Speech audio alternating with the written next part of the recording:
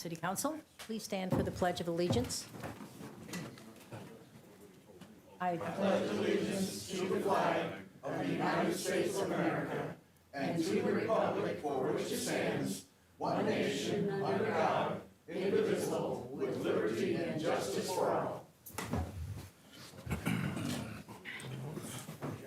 Will the clerk conduct a roll call vote? Blinker. Here. Snyder. Present. Reynolds. Here. Weiss. Present. Brown. Here. Ellersmeyer. Here. Williamson. Here. Downing. Here. Nargi. Here. Quorum present. Okay, the next thing is a public hearing. We'll need a motion to suspend this meeting for a So public. moved. Second. All in favor? Aye. Okay.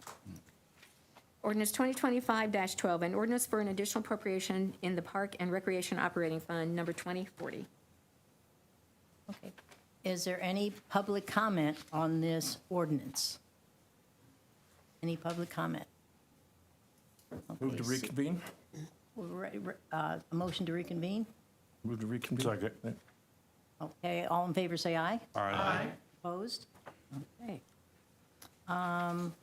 Approval of the minutes.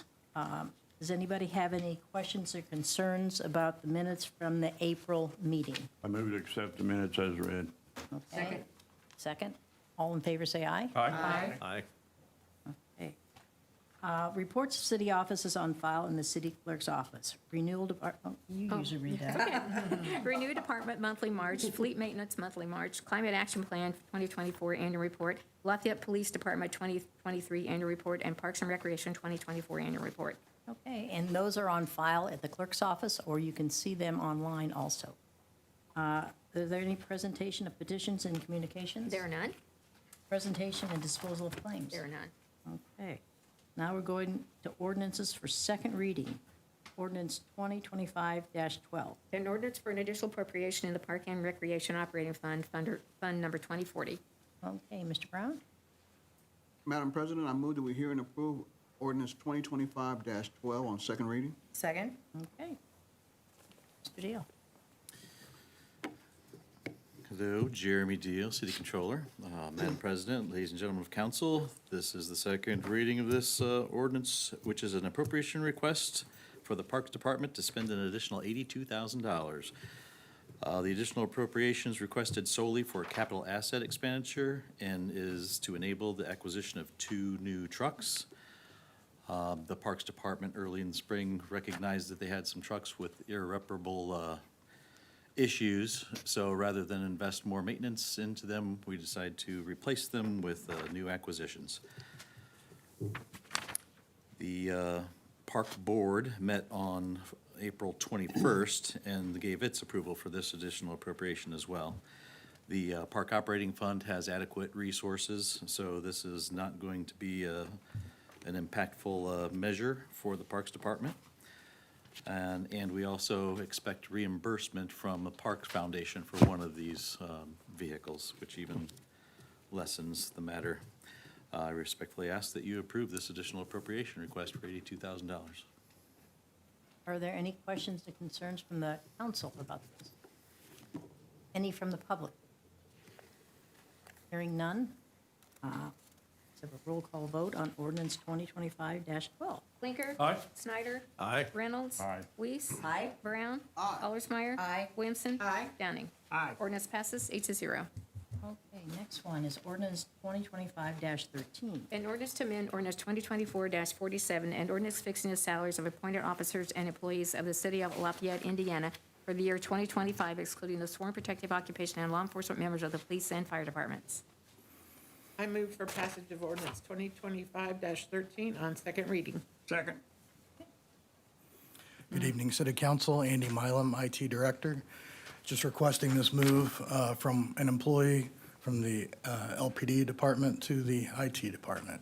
Happy to answer any questions. Any questions from the council on this ordinance? Any question from the public on this ordinance? Seeing none, will the clerk conduct a roll call vote?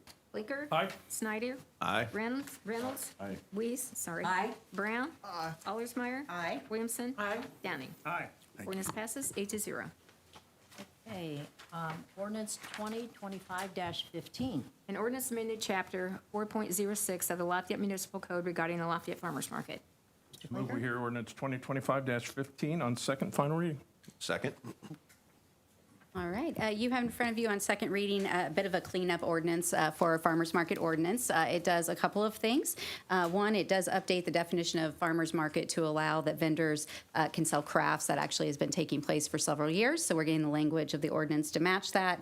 Also made changes that will allow the Board of Works to establish the footprint of the farmer's market. If anyone had the opportunity to come down on Saturday, you would have seen the new footprint for the farmer's market, and it was quite crowded. And then also to give an additional hour for the removal of vehicles that are parked there before the market. So happy to answer any questions. Any questions from the council? Any questions from the public? Seeing none, will the clerk conduct a roll call vote for 2025-15? Blinker? Aye. Snyder? Aye. Reynolds? Aye. Weiss? Aye. Brown? Aye. Allersmeyer? Aye. Williamson? Aye. Downing? Aye. Ordinance passes 8-0. Okay, now to ordinances for first reading. Ordinance 2025-16. An ordinance to amend the zoning ordinance of Tippecanoe County, Indiana to rezone certain real estate from NB to R1U. Mr. Reynolds? I move to hear and approve ordinance 2025-16. Second? Okay. Mr. Riley? Thank you. Good evening, Kevin Riley with RTS Law, representing the petitioner.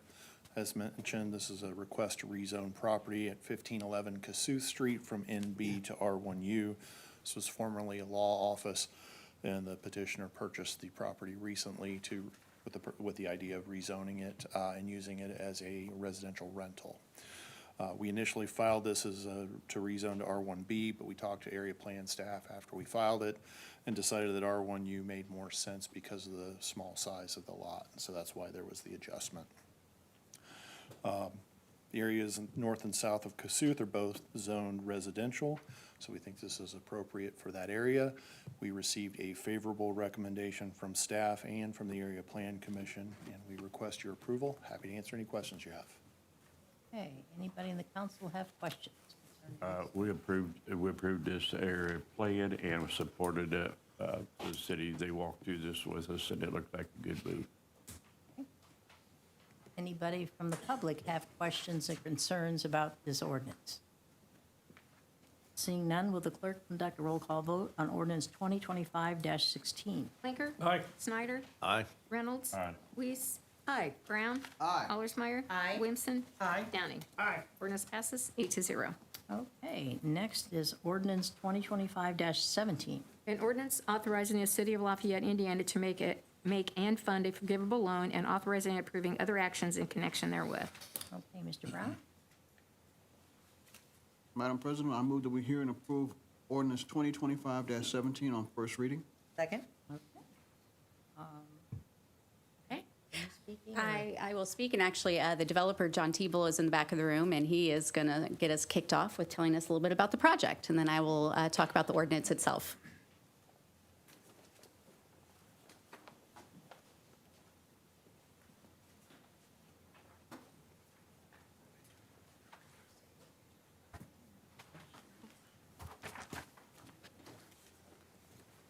Thank you for your time tonight. I'm John Teeble, and I've been working for some time on this project at, everyone typically knows it as the pub site on,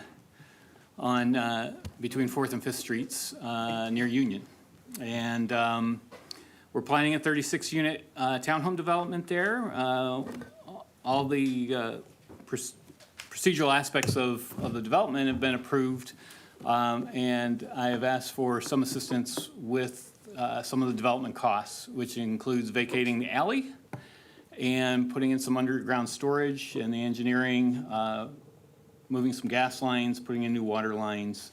Our project scope is about $11 million, and I have requested a forgivable loan for $250,000 for infrastructure improvements.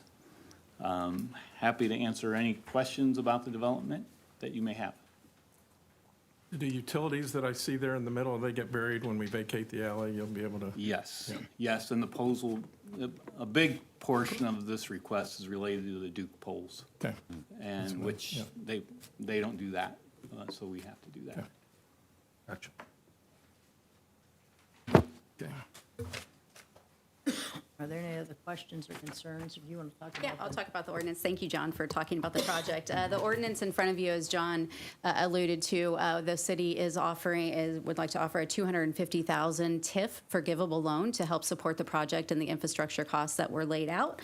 The ordinance that you have in front of you will authorize that forgivable loan to be made from TIF funds.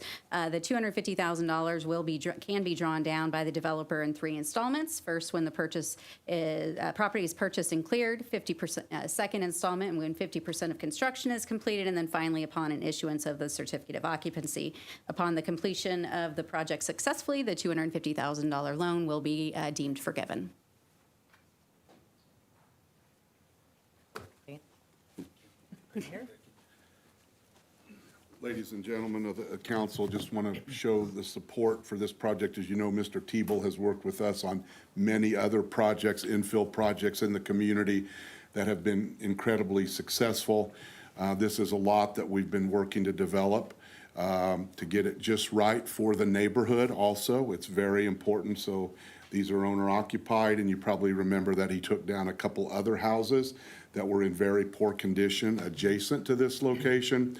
So this is a really important project for us. We feel the $250,000 forgivable loan for an $11 million investment and of owner occupied and brings back a corner to life that works well with the Centennial neighborhood. As you probably remember, he also did the Centennial townhomes in the Centennial neighborhood. So we think this is a win-win for all of us here in the community. So we would certainly appreciate your support for this ordinance. Thank you. Any other questions from the council? I had a quick question, or maybe it's just a point of clarification. This will still have to go through the Economic Development Commission for approval? Yes, that is correct. City council approval is one of the many steps that go along. Redevelopment Commission has already heard it. Economic Development Commission has heard it, and this is the final step. Thank you. Okay, any questions from the public concerning this ordinance? Certainly an improvement to that. Yeah. Yes, it is. I was going to say, thank you, sir, because that spot's been very forever. Right in the middle of my district. Okay, any other questions or comments? Seeing none, will the clerk conduct a roll call vote on ordinance 2025-17? Blinker. Aye. Snyder. Aye. Reynolds. Aye. Weiss. Aye. Brown. Aye. Allersmeyer. Aye. Williamson. Aye. Downing. Aye. Ordinance passes 8-0. Okay, next is ordinance 2025-18. An ordinance vacating a portion of the right-of-way in the city of Lafayette, Indiana, a portion of the alley south of Union Street between 4th and 5th Streets. I move we hear and approve ordinance 2025-18 on first reading. Second. All right, this ordinance is also related to the Centennial Edge neighborhood. As you heard Mr. Teeble talk about the alley that needs to be vacated, what you have in front of you is an ordinance to vacate the alley. They are requesting that the alley that runs south of Union Street between 4th and 5th Street be vacated to facilitate the development. Try that one more time. The development. The developer owns all the real estate on either side of the alley that will be vacated. The very southern portion of the alley, which serves the property located at 815 North 4th Street, will not be vacated as part of this vacate, and they will still have access to their parking area and garage at the back of the property. Happy to answer any questions. Okay, any questions from the council on this ordinance? Any questions from the public on this ordinance? Seeing none, will the clerk conduct a roll call vote on ordinance 2025-18? Blinker. Aye. Snyder. Aye. Reynolds. Aye. Weiss. Aye. Brown. Aye. Allersmeyer. Aye. Williamson. Aye. Downing. Aye. Ordinance passes 8-0. Okay, and we need to set a public hearing for this ordinance for June 2nd at 6:01. So moved. Second. Okay, all in favor say aye. Aye. Opposed? Okay. Now we're to ordinance 2025-20.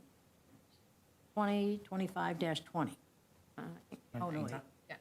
19, sorry. 19 on my notes here. An ordinance vacation a portion of North 5th Street in the city of Lafayette, Indiana. Okay, where, Mr. Reynolds? Move to hear and vote on ordinance 2025-19. Second? And so you're Oh, speaking to I'm this sorry. one? No, I'm so sorry. I was distracted. No, actually, Mr. Dugan, were you going to present this? Thank you. Happy to. Okay. My apologies. Ladies and gentlemen of the council, thank you for considering this ordinance 2025-19, and thank you to Attorney Chosnick for sponsoring it. My name's Nick Dugan. We have a client, Boxit LLC, that owns what's commonly known as the old Coke plant there in between the sort of Salem and Union bridges, just to the north of here. We've got what is essentially some cleanup of a situation that's been about the same for at least 25 years. That portion of Fifth Street between Salem and Union is basically egress for a parking lot at this point, if you're familiar with the property. To the south, even, there's no throughway left. There's some vegetation there, I think some trees or some bushes. And it's been that way forever, and so we would respectfully request vacating it. A petition's filed on the 25th. Attorney Chosnick has sponsored the ordinance, and let's see. We would like to add some property back to the tax rolls of the county, which would probably be good for everyone in here as well. So we respectfully request your support. Okay. If you have any questions, I'm happy to answer them best I can. Questions or concerns about this ordinance? Any from the council, any from the public? Seeing none, would the clerk conduct a roll call vote on ordinance 2025-19? Blinker. Aye. Snyder. Aye. Reynolds. Aye. Weiss. Aye. Brown. Aye. Allersmeyer. Aye. Williamson. Aye. Downing. Aye. Ordinance passes 8-0. Okay, and we need to set a public hearing for this ordinance on June 2nd at 6:02. So moved. Second. Okay. All in favor, say aye. Aye. Opposed? Okay. Now it's ordinance 2025-20. An ordinance to amend the zoning, to amend ordinance 2024-47 and ordinance fixing the salaries of the appointed officers and employees of the city of Lafayette, Indiana for the year 2025, excluding the sworn protective occupation and law enforcement members of the police and fire departments. Madam President, I move we hear and approve ordinance 2025-20. Second. Okay. And Jeremy. Good evening, City Council. My name's Jeremy Grenard. I'm the city engineer. There's two things that we're proposing to do with this ordinance change. Historically, our department has had two senior-level electricians as full-time electrical inspectors. One of them is retiring, and so now was the time to look at how things operate and determine if it made sense to move forward in a different direction. After some consideration and discussion with the mayor, the building commissioner, and the remaining electrical inspector, we're proposing that we delete both of the existing positions and replace them with the following two positions. The first is senior electrical inspector with an SO classification in the ordinance, which is similar to the current positions. The difference is that we're proposing to set the low end of the pay scale at the maximum of a PAT 3 pay scale, which is what the current building inspectors are at. So if a building inspector worked their way up through that PAT 3 scale and got some electrical training over the years, they could conceivably graduate to this position if and when it opens and they're the best candidate. We're proposing to set the high end of the pay scale at the current rate of our electrical inspectors so that our existing electrical inspectors' pay is not affected by these changes. The amounts are listed in item 2 of the ordinance. And the second position is electrical inspector, and we're proposing that the classification be the same as the other building inspectors, which is PAT 3. This reinforces that this is now more of a junior position that is mentored by the senior electrical inspector. And instead of a minimum of 5 years of electrical experience, it's a minimum of 2 years of electrical experience, and it makes the senior electrical inspector position something for them to work toward and possibly graduate into, again, if and when the position's open and they are the best candidate. So along with that explanation, I'd be happy to answer any additional questions that you have. Okay, are there questions from the council on this ordinance? This is basically a net savings. It is, yes. That's one of the benefits. Any questions from the public on this ordinance? Seeing none, will the clerk conduct a roll call vote on ordinance 2025-20? Blinker. Aye. Snyder. Aye. Reynolds. Aye. Weiss. Aye. Brown. Aye. Allersmeyer. Aye. Williamson. Aye. Downing. Aye. Ordinance passes 8-0. Okay, now we need a motion to suspend the rules on this ordinance. So moved. So moved. Okay. And Second? second, okay. All in favor, say aye. Aye. Okay. And yep, now you'll need a motion and second to hear it on second reading, and then we'll go through the whole thing again. Okay. So do we need to explain why we're suspending the I can. rules? I can offer an explanation. Okay. So we are requesting that the rules be suspended today because we were almost all the way through the process of looking to replace the retired electrical inspector when it was determined that this was a better suit and fit for the department. And so we are requesting that the rules be suspended so that we can get this position filled as quickly as possible. And as Councilwoman Weiss pointed out, it is a net savings, and so there is no additional money to the budget. So the city is requesting that we suspend the rules for this. And so we'll have the second vote, and then they can, And the second vote, yeah, well, so we request that someone move to hear it again on second reading, and once it is voted through again, it will be a then they can finalized start. ordinance. Okay. Okay, so, Madam President, I move to hear ordinance 2025-20 on second reading. okay, Second. all right. So now I'll do read we it ask again. for comment again, or read it I'll again? read it again. Okay, ordinance 2025-20, an ordinance to amend the ordinance 2024-47, an ordinance fixing the salaries of the appointed officers and employees of the city of Lafayette, Indiana for the year 2025, excluding the sworn protective occupation and law enforcement members of the police and fire departments. Okay, any other comments or questions about this ordinance from the council or the public? Seeing none, will we have a roll call vote on ordinance 2025-20? Blinker. Aye. Snyder. Aye. Reynolds. Aye. Weiss. Aye. Brown. Aye. Allersmeyer. Aye. Williamson. Aye. Downing. Aye. Ordinance passes 8-0. Okay, now we're on to ordinance 2025-21. An ordinance of the Common Council of the City of Lafayette, Indiana, authorizing the issuance of the City of Lafayette, Indiana taxable economic development revenue bonds and approving and authorizing other actions in respect thereto in connection with the VITA Lifestyle Residential Housing Project. Okay, Mr. Brown? Madam President, I move that we hear and approve ordinance 2025-21 on first reading. Second? Okay. And so, Dennis, can I go first? I You? can talk about the project a little bit. So we'll talk about the project a little bit. I apologize if there is no one here and that would have been a miscommunication on my part, but I will explain what we are doing here. So the Vita Lifestyle Development, you've actually heard a couple of times. It is a planned development that is going on State Road 38 that is 55 and older. Housing. We did approve the plan development, and then they came back and actually asked for a slight modification, which approved as well. So this is an exciting senior housing project. They did approach the city late last year because the legislature has established the new IFA Residential Housing Infrastructure Fund, which is a new fund for developments of this nature to be able to request some bond funding through the IFA in order to facilitate and offset higher infrastructure costs. So the bond amount through the IFA is actually at about 3%, which is much lower than the market rate for bonding. So there is a benefit to be able to do this. So this project, they have come and requested that we issue a bond through the Residential Housing Infrastructure Fund.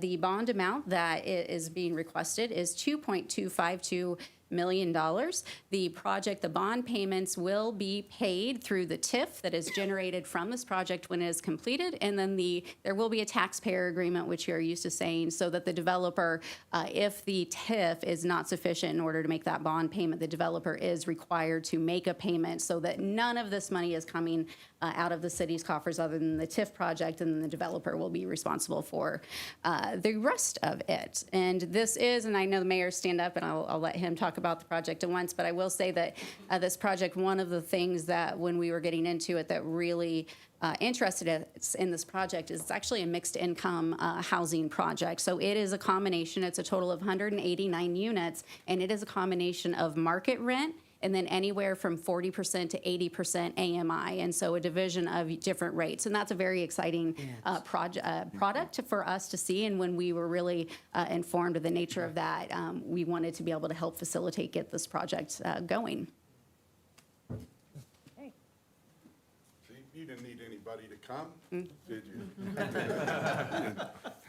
You just saved us a bunch of money. Yeah, there you go.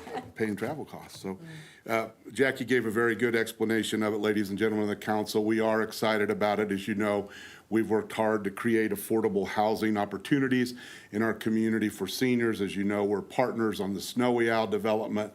We're partners on the Jeffersonian apartments that are currently under construction. And we've worked on this a long time. It's went back and forth through several renditions, but when we looked at this and the number of units and this mixed use of market rate and different percentages of the annual median income to make an addition, almost 100 and some, when you strapped out the market rate, it's over 100 affordable units for seniors in our community. So we actually have 3 projects that we're invested in that helping create affordable housing for seniors in our community. This is a good way for us to do it because, as Jackie indicated, we don't touch any of our current funding. This is TIF that's generated by the new investment, and the new assessed valuation will be created by this particular development. And then with the taxpayer agreement, in case it doesn't generate enough, will be covered. So we think it's a good use of this new program to help facilitate this and make it a reality, and have 3 actual projects underway of creating affordable housing for the seniors in our community. So we would certainly appreciate your support on this ordinance. Thank you very much. Okay, are there any questions or comments from the council? Any from the public? Seeing none, will the clerk conduct a roll call vote on ordinance 2025-21? Blinker. Aye. Snyder. Aye. Reynolds. Aye. Weiss. Aye. Brown. Aye. Ollismeyer. Aye. Williamson. Aye. Downing. Aye. Ordinance passes 6-0. Okay, miscellaneous and new business, Climate Action Plan 2024 Annual Report. Hello, good evening. Haley Griffey, Department of Economic Development. To celebrate Earth Day, which was April 22nd of this year, the Greater Lafayette Climate Action Plan Joint Leadership Committee released and published the 2024 Annual Report for the Climate Action Plan. Overall, since 2023, the Greater Lafayette Climate Action Plan acts as a catalyst for social, economic, and environmental sustainability within the Greater Lafayette area. And 2024 in particular marked an achievement in sustainability leadership for Greater Lafayette with the creation of the City of Lafayette's Climate and Resilience Manager position, which is my current role, which greatly helped increase capacity for implementing the plan. Additionally, to have more of an arts and culture perspective in the plan, our Joint Leadership Committee created an additional member position in which the Arts Federation now has a representative representing arts and culture in another segment of our community. Overall, as we enter the 3rd year of Climate Action Plan implementation, we realize it's essential to reflect on the shared accomplishments of the past year, especially as we continue to strengthen collaborations and shared initiatives, as well as create new ones. As for implementation progress thus far, it's first important to highlight the 4 focus areas within which strategies for implementation are categorized. Within the Climate Action Plan, these 4 focus areas are 1, energy use in the built environment, 2, transportation, 3, agriculture and forestry, and 4, water, wastewater, and solid waste. Now, within each of these focus areas are numerous goals and actions, and actually one of the goals within each focus area is a public priority goal. And these were developed during the public input sessions when the plan was being created throughout 2020 to the end of 2022 to see what is most important for the community moving forward. Overall, since implementation began in 2023, we've, of course, prioritized the public priority goals to make sure that we're representing what the community deems most important to them and hopefully to future generations. Out of these goals and actions, in total, there are 12 goals and 71 actions within the plan. But overall, within just 2 years of implementation, the cities of Lafayette, West Lafayette, Tippecanoe County, and community partners have initiated progress on 41 of these actions, which overall is 58% of total actions. And of course, none of this could be possible without dedicated community members who have been making progress not only since the plan was adopted in 2023, but most definitely decades and generations before then. I'm diving into just these focus areas briefly. The first focus area, energy use in the built environment. We've seen developments in solar energy throughout the community. Some notable projects being the solar fields at the Lafayette Renew facility, as well as the Ross Road lift station in 2024.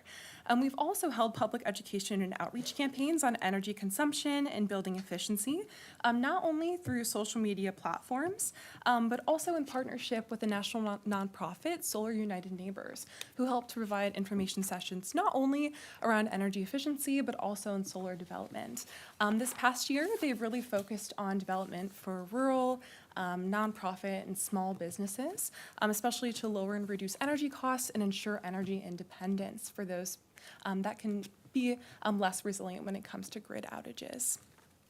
We've also been participating in a national cohort to develop a network of resiliency hubs within the greater Lafayette area in partnership with local nonprofits to ensure vulnerable community members are more resilient to extreme heat and weather impacts, for example. As for the second focus area, transportation, one notable project I'm sure everyone is familiar with is the Sagamore Parkway Trail opening in fall of 2024, which allowed more mobility options to connect both communities Lafayette and West Lafayette across the Wabash River. Also, not only in Lafayette have there been recent advancements in electric vehicles, such as that of the 2 new electric recycling and trash trucks through the Street and Sanitation Department, but also through the City of West Lafayette's hybrid vehicles at their water resource recovery facility, and city buses, $10.5 million grant through the Federal Transit Administration's Low and No Emission Vehicle Program. As for the third focus area, agriculture and forestry, in partnership with the Tippecanoe Invasive Cooperative Task Force, they have developed their 5-year plan moving forward and have also hosted numerous engagement and outreach opportunities for identifying native species, removing them, and replacing them with native species as well. As for tree plantings, which I know are incredibly popular, both Tree Lafayette and West Lafayette Tree Friends have been working together to plant trees in historically disadvantaged communities. And Tree Lafayette, in particular, planted over 300 trees throughout 2024 in partnership with community volunteers.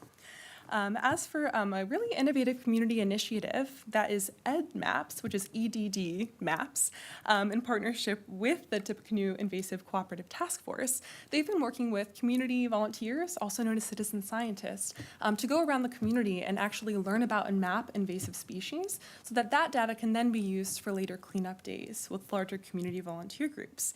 TIC also partnered with Duke Energy for the Invasive Plant Swap program, and in 2024, they successfully removed over 150 invasive plants from local properties, helping to restore our community's natural landscape. And last but not least, the fourth focus area is water, wastewater, and solid waste.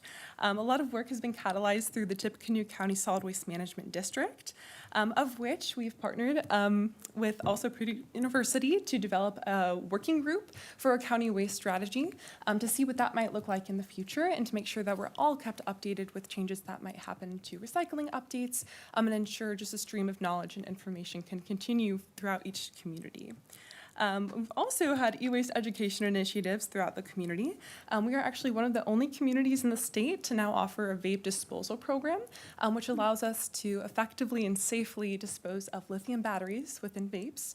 They're also in a lot of other electronics too that we can't always see with the bare eye. Keeping these out of garbage trucks and landfills actually increases worker safety because these lithium-ion batteries have actually been known to cause fires, electric fires in trucks. So the more we can keep these batteries safely out of these trucks and out of landfills, the more safe that we can keep our public health and also the environment. Also for e-waste, we've hosted 2 e-waste days last year, of course, each with over 1,000 residents coming for the spring and fall events. That collected over a total of 183,000 pounds of e-waste, and those will continue on throughout this year as well. And last but not least, for food waste reduction, the West Lafayette Go Greener Commission has continued their efforts in mitigating food waste and increasing diversion through education, giveaways like tabletop food waste bins, and that food waste is then taken to the West Lafayette Water Resource Recovery Facility, where it's used to power up to 15% of the plant per day through an anaerobic digestion process. Overall, these are really just a snapshot into each of the 4 focus areas. I could probably go on and on all day about the work our community's been doing, but these are just a few of those notable highlights. Looking forward into 2025, we're really excited to be part of 2 different national programs. One is the LEED for Cities 2025 National Certification Cohort. LEED, L-E-E-D, stands for Leadership in Energy and Environmental Design, and that's hosted through the U.S. Green Building Council. Lafayette was actually one of 16 cities or counties to be selected for this national cohort.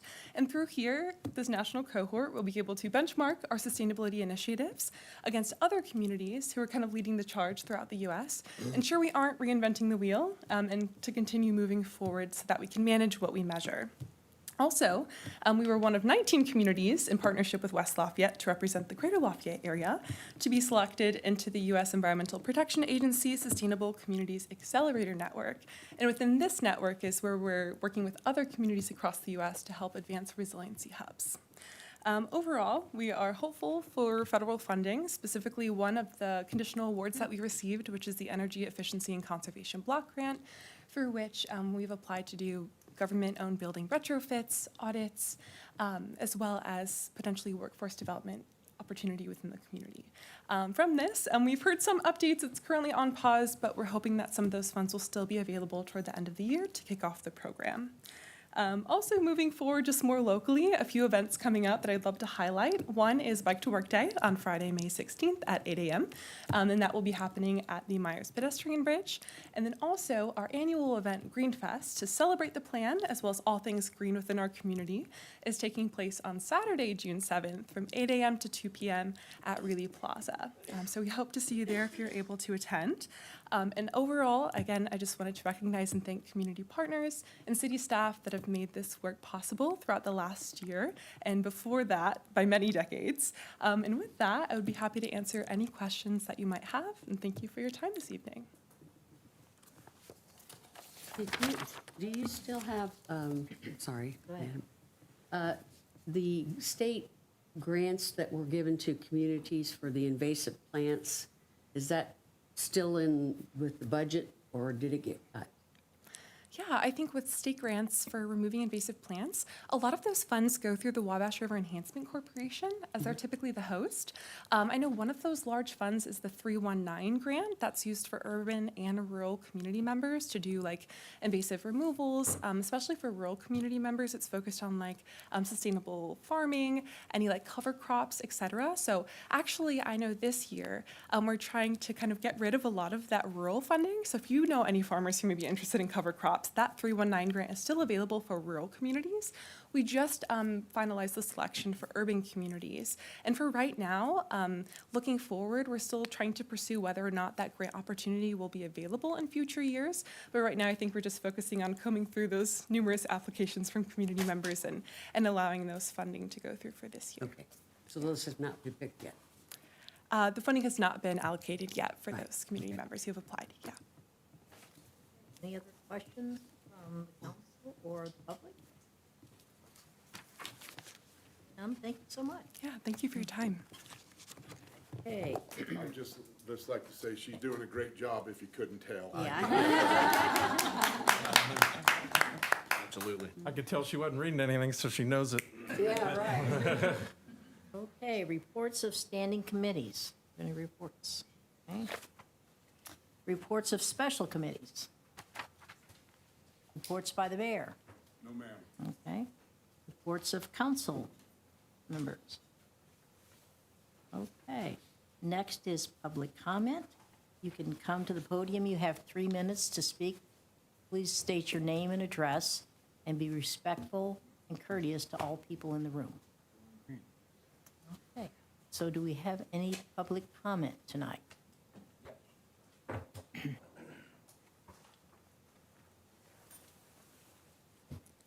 Hi, my name is Sean Para. I live at 115 South 9th Street here in Tippecanoe. I sent a copy of this to, it's called like West Lafayette Council. Do you guys receive stuff from that? Google says to contact the city of Lafayette, send it to that email. And it felt kind of wrong to be sending it to West Lafayette. So sorry you didn't get it ahead of time.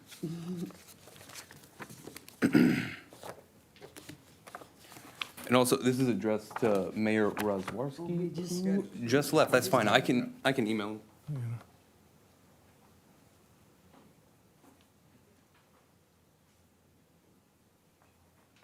You want to get that out, 3 minutes.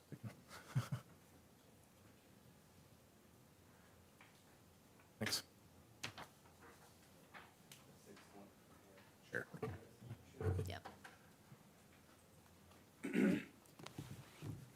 A little backstory, I have already gone to the commissioners' meeting because they have soil and water showing up, and discussed a little bit about getting soil samples done for concerns with cloud seeding that would be going on above Indiana.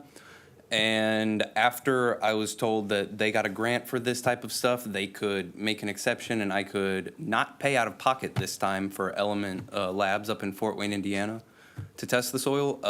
I went to the office and the supervisor was like, no, that's not a priority. We're not giving $300 to a soil sample if I signed the city of Lafayette's name.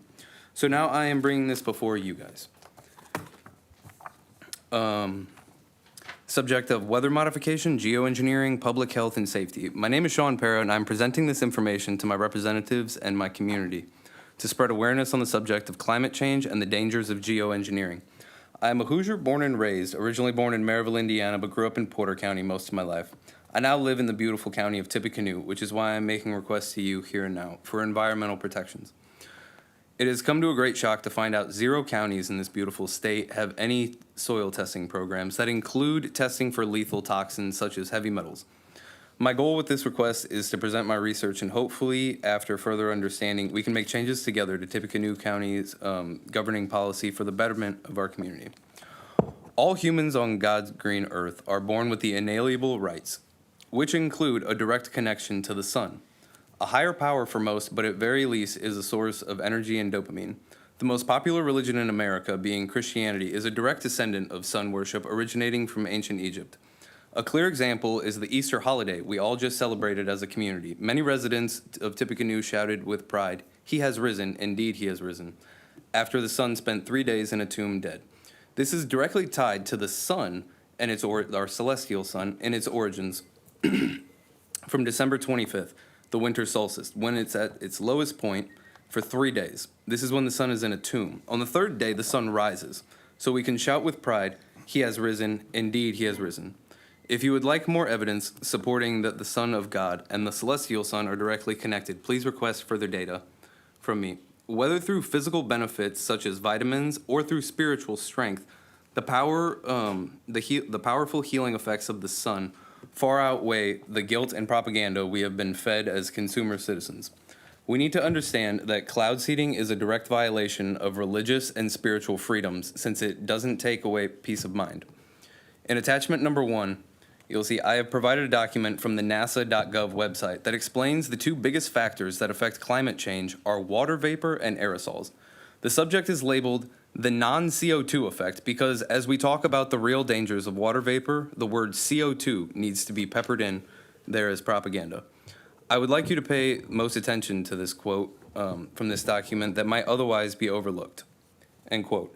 Perhaps not as obvious to the casual observer, clouds also act like radiative blankets by absorbing the thermal infrared radiation, aka heat, that the Earth's surface emits back towards.